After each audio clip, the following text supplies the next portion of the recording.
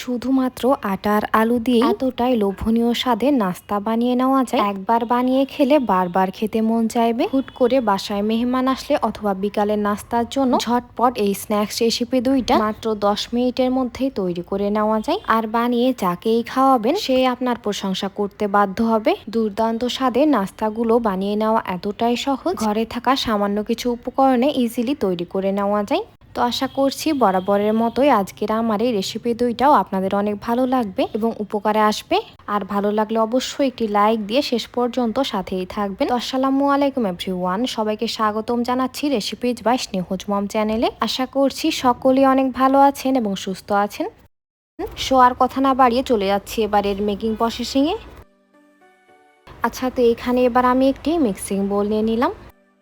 এর মধ্যে এবার আমি দিয়ে দিলাম প্রায় 1.5 কাপ পরিমাণ ময়দা। সেম কাপ দিয়ে মেপে ময়দাটা আমি দুইবারে দিয়ে নিলাম আর কি। তবে এইখানে ময়দা বা আটা যে কোনোটাই ব্যবহার করা যাবে। প্রায় 1 চা চামচ পরিমাণ লবণ এবার আমি এখানে দিয়ে দিলাম। আর লবণটা আপনারা নিজেদের টেস্ট অনুযায়ী অ্যাডজাস্ট করে নিতে পারবেন। প্রায় 1/2 চা চামচ পরিমাণ কালো জিরা এবার আমি এর মধ্যে দিয়ে দিলাম। সাথে প্রায় 2 টেবিল চামচ পরিমাণ রান্নার তেল বা সাদা তেল এর মধ্যে দিয়ে দিলাম। তো এখন এবার আমি তেলের সাথে এই সবগুলো শুকনো উপকরণ একদম ভালো মতো মাখিয়ে নিচ্ছি। আর এই কাজটা একটু সময় নিয়ে ভালো মতো করে নিতে হবে, তাহলে নাস্তাটা অনেক বেশি ক্রিস্পি হবে। তো এইটা এবার আমি প্রায় 1 থেকে 1.5 মিনিটের মতো ভালো মতো মাখিয়ে নিয়েছি। আর মাখিয়ে নেওয়ার একটা পর্যায়ে যখন দেখবেন হাতে মুঠো করলে এইরকম মুঠো হয়ে আসবে এবং একটু প্রেস করলে ভেঙে যাবে, তখন বুঝবেন এটা একদম ভালো মতো মাখিয়ে নেওয়া হয়ে গেছে। তো মাশাআল্লাহ, ময়দাটা এবার একদম পারফেক্টলি রেডি নাস্তা বানিয়ে নেওয়ার জন্য। তো এবার আমি এখানে নিয়ে নিলাম রুমের স্বাভাবিক তাপমাত্রায় থাকা পানি। পানিটা এবার অল্প অল্প করে দিয়ে এখানে অনেকটা শক্ত টাইপের একটা ডো বানিয়ে নিতে হবে। আর এই ডোটা নরম হয়ে গেলে নাস্তাটা কিন্তু কোনোভাবেই ক্রিস্পি হবে না, তাই একটু কেয়ারফুলি এই ডোটা তৈরি করে নেওয়ার চেষ্টা করবেন। তো এইটা এবার আমি অফ ক্যামেরায় একদম ভালো মতো মাখিয়ে নিয়েছি। আর এই ডোটা ঠিক এইরকম অনেকটা টাইট টাইপের হবে। এখন এটা এবার আমি ঢাকনা লাগিয়ে রেখে দিলাম প্রায় 5 মিনিটের জন্য রেস্ট। আর এইটাকে এবার আমি একটা সাইডে রেখে দিলাম। তো এবার আমি আবারও এইখানে একটি বোল নিয়ে নিলাম। আর এইখানে এবার আমি নিয়ে নিলাম বয়েল করে নেওয়া 2টা আলু। আচ্ছা, এইখানে আমি কিন্তু মাঝারি সাইজে 2টা আলু ব্যবহার করেছি, তবে আপনারা নিজেদের পছন্দ অনুযায়ী কমিয়ে অথবা বাড়িয়ে অ্যাডজাস্ট করে ব্যবহার করতে পারবেন। তো এখন এবার আমি আলুগুলো একটি হ্যান্ড ম্যাশারের সাহায্যে ভালো মতো ম্যাশ করে নিচ্ছি। তবে আপনারা চাইলে এই কাজটা হাতের সাহায্যে অথবা গ্রেটারের সাহায্যেও করে নিতে পারবেন। তবে আলুর মধ্যে যেন কোনো লাম্পস না থাকে সে বিষয়ে লক্ষ্য রাখতে হবে। তো মাশাআল্লাহ, এটা এবার একদমই রেডি। আর এই নাস্তাটা তৈরি করে নেওয়া কিন্তু অনেক বেশি ইজি, কোনো ঝামেলা ছাড়াই একদম সহজভাবেই তৈরি করে নেওয়া যায়। তো এবার আমি এখানে দিয়ে দিলাম প্রায় 1/2 চা চামচ পরিমাণ লবণ। আর লবণটা আপনারা নিজের পছন্দ অনুযায়ী অ্যাডজাস্ট করে নিতে পারবেন। প্রায় 1 চা চামচ পরিমাণ চিলি ফ্লেক্স এবার আমি এখানে দিয়ে দিলাম। সামান্য একটু হলুদের গুঁড়া এর মধ্যে দিয়ে দিলাম, তবে আপনারা চাইলে এটা স্কিপ করতে পারবেন। প্রায় 1 চা চামচ পরিমাণ মরিচের গুঁড়া এবার আমি এর মধ্যে দিয়ে দিলাম। বাসায় ছোট বাচ্চা থাকলে ঝালের পরিমাণটা আপনারা কম রাখতে পারেন। 1 চা চামচ পরিমাণ ভাজা জিরা গুঁড়া এবার আমি এর মধ্যে দিয়ে দিলাম। তো এবার স্বাদে ম্যাজিক মশলার একটা প্যাকেট সম্পূর্ণটা এবার আমি এর মধ্যে দিয়ে দিলাম। তবে এটা হাতের কাছে অ্যাভেলেবল না থাকলে আপনারা এখানে 1 চা চামচ পরিমাণ গরম মশলা গুঁড়াও এর মধ্যে দিয়ে দিতে পারবেন। আর চাইলে কোনোটাই না দিয়ে স্কিপও করতে পারবেন, তাতেও কোনো সমস্যা নেই। প্রায় 2 টেবিল চামচ পরিমাণ কর্নফ্লাওয়ার এবার আমি এর মধ্যে দিয়ে দিলাম। আর এইটা হলো বাইন্ডিংয়ের কাজ করবে। আচ্ছা, কারো হাতের কাছে কর্নফ্লাওয়ার অ্যাভেলেবল না থাকলে আপনারা এইখানে চালের গুঁড়া, ময়দা অথবা সুজি যে কোনোটাই ব্যবহার করতে পারবেন। এখন সবগুলো উপকরণ দিয়ে নেওয়া হয়ে গেলে এগুলোকে এবার আমি হাতের সাহায্যে একদম ভালো মতো মাখিয়ে নিচ্ছি। আর এটাকে একদম ভালো মতো মাখিয়ে নিতে হবে যেন সবগুলো উপকরণ একটির সাথে আরেকটি ভালো মতো মিশে যায়। তো মাশাআল্লাহ, এটা এবার একদম পারফেক্টলি রেডি। আর এটাকে এবার আমি একটা সাইডে রেখে দিলাম। ফিরে আসলাম এবার ঠিক 5 মিনিট পর। আর এর মাঝে কিন্তু রেস্টে রাখা এই ডোটা একদম পারফেক্টলি সেট হয়ে গেছে। আর এটা কিন্তু আগের চাইতে অনেকটাই নরম হয়ে গেছে। তো এবার সম্পূর্ণ ডোটাকে এবার আমি প্রায় 2টা ভাগে ভাগ করে নিলাম।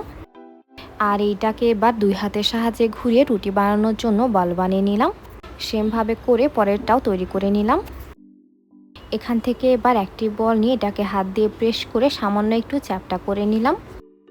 আর এতে করে রুটিটা বানিয়ে নিতে ইজি হবে। এর উপরে এবার আমি সামান্য একটু ময়দা দিয়ে নিলাম। আচ্ছা, তো এখন রুটিটাকে এবার আমি অনেকটা পাতলা টাইপের করে বেলে নিচ্ছি।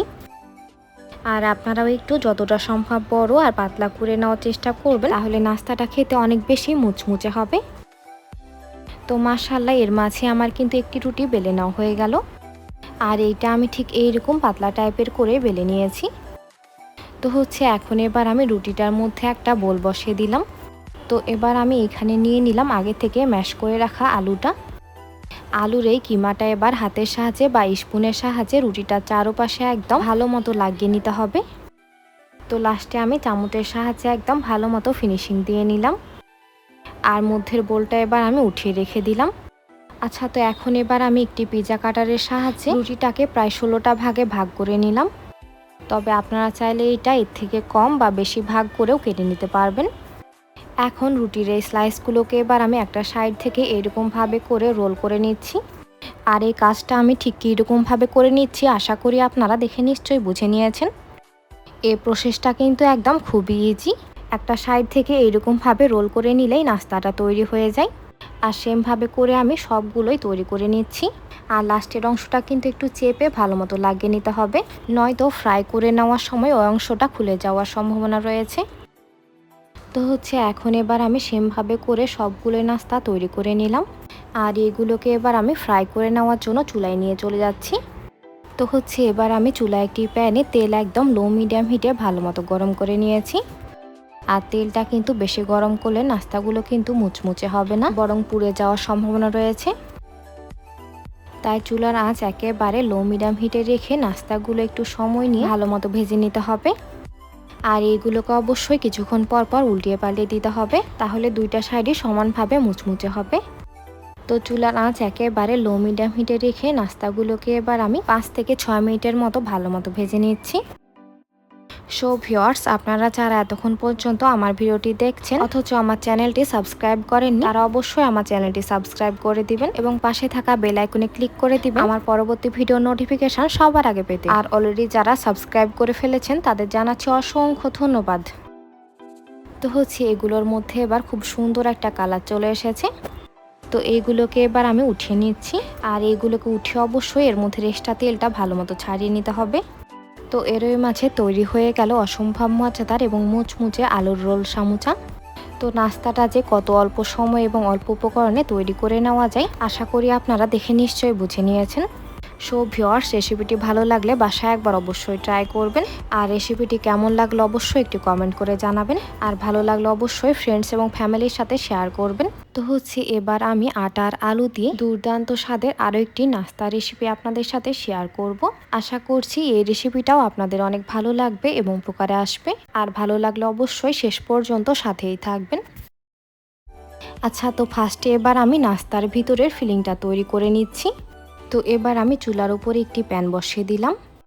এর মধ্যে এবার আমি দিয়ে দিলাম প্রায় 1 টেবিল চামচ পরিমাণ সাদা তেল, প্রায় 1 টেবিল চামচ পরিমাণ 5 ফোড়ন এবার আমি এর মধ্যে দিয়ে দিলাম। সাথে আদা কুচি দিয়ে দিলাম প্রায় 1 টেবিল চামচ পরিমাণ, পেঁয়াজ কুচি দিয়ে দিলাম প্রায় 1/3 কাপ পরিমাণ। এইখানে প্রায় 2টার মতো পেঁয়াজ রয়েছে।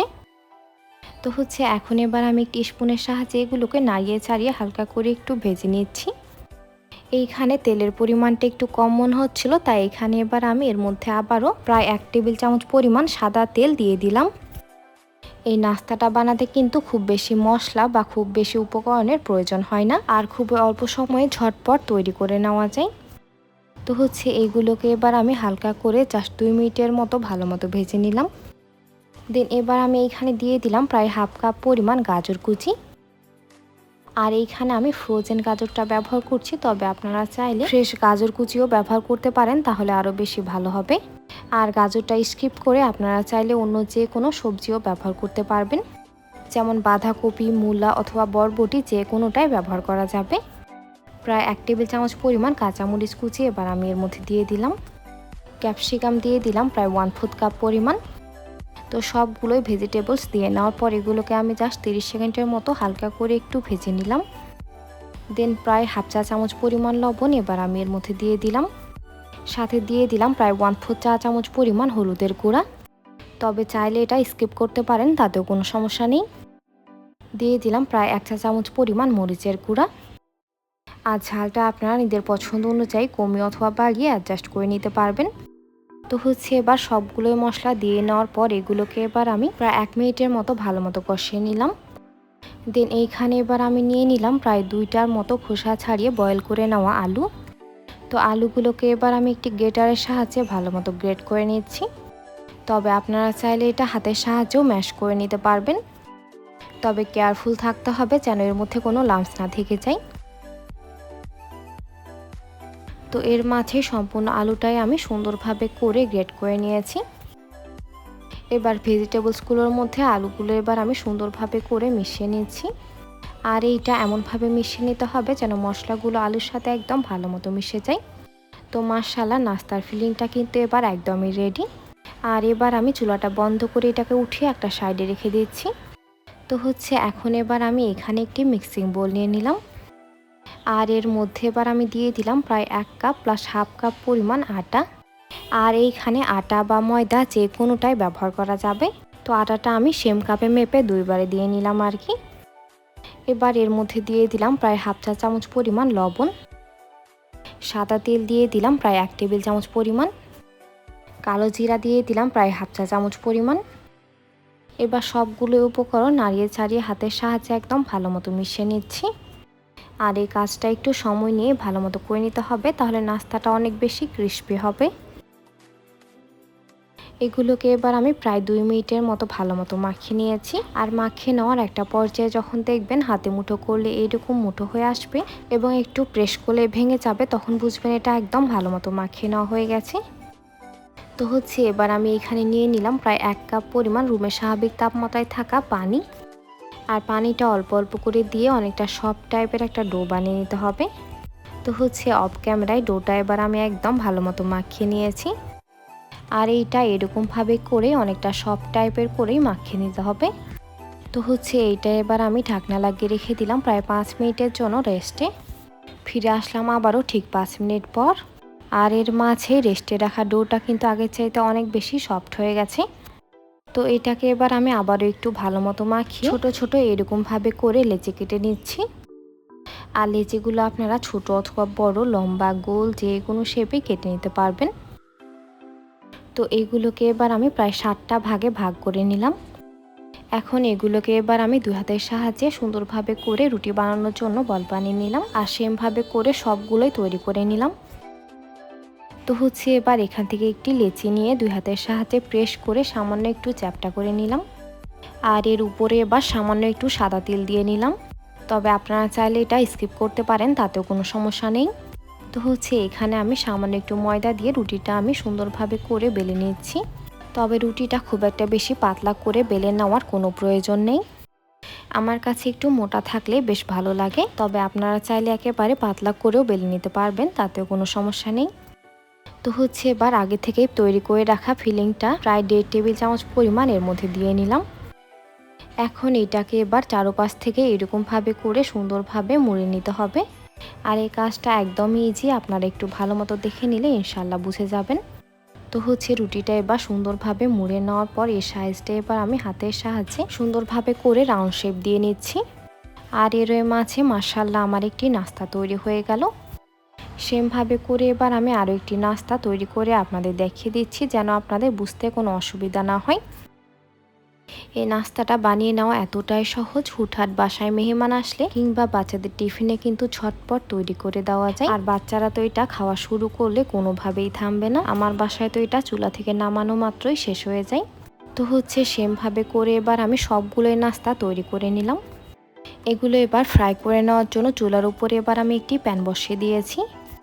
আর এর মধ্যে এবার আমি দিয়ে দিলাম প্রায় 2 টেবিল চামচ পরিমাণ কুকিং অয়েল। তেলটা এবার হালকা গরম হয়ে আসলে নাস্তাগুলো এবার আমি একে একে এর মধ্যে দিয়ে দিলাম। তো এবার চুলার আঁচ একেবারে লো মিডিয়াম হিটে রেখে নাস্তাগুলো এবার দিয়ে পাল্টিয়ে সুন্দরভাবে করে ভেজে নিতে হবে। আর এইটা যত বেশি সময় নিয়ে ভালো মতো ভেজে নেবেন, এর উপরের লেয়ারটা কিন্তু ততটাই বেশি ক্রিস্পি হবে। তো এর মধ্যে এবার আমি আবারও প্রায় 1 টেবিল চামচ পরিমাণ তেল এর মধ্যে দিয়ে দিলাম। দেন এগুলোকে এবার আমি আবারও উল্টিয়ে পাল্টিয়ে সুন্দরভাবে করে ভেজে নিচ্ছি। সো ভিউয়ার্স, আপনারা যারা এতক্ষণ পর্যন্ত আমার ভিডিওটি দেখছেন অথচ আমার চ্যানেলটি সাবস্ক্রাইব করেননি, তারা অবশ্যই আমার চ্যানেলটি সাবস্ক্রাইব করে দিবেন এবং পাশে থাকা বেল আইকনে ক্লিক করে দিবেন আমার পরবর্তী ভিডিও নোটিফিকেশন সবার আগে পেতে। আর অলরেডি যারা সাবস্ক্রাইব করে ফেলেছেন তাদের জানাচ্ছি অসংখ্য ধন্যবাদ। তো এগুলোকে আমি কতবার যে উল্টিয়ে পাল্টিয়ে সুন্দরভাবে করে ভেজে নিয়েছি, আশা করি আপনারা দেখে নিশ্চয়ই বুঝে নিয়েছেন। আর অফ ক্যামেরা এগুলোকে কিন্তু আমি আরও অনেকবার উল্টিয়ে পাল্টিয়ে নিয়েছিলাম। তো মাশাআল্লাহ, এর মাঝেই নাস্তাগুলোর মধ্যে কিন্তু খুব সুন্দর একটা কালার চলে এসেছে। আর এইগুলো কিন্তু এবার একদম পারফেক্টলি রেডি। তো সবগুলো নাস্তা এবার আমি উঠিয়ে নিলাম। আর এইগুলোকে উঠিয়ে অবশ্যই গরম গরম সার্ভ করার চেষ্টা করবেন।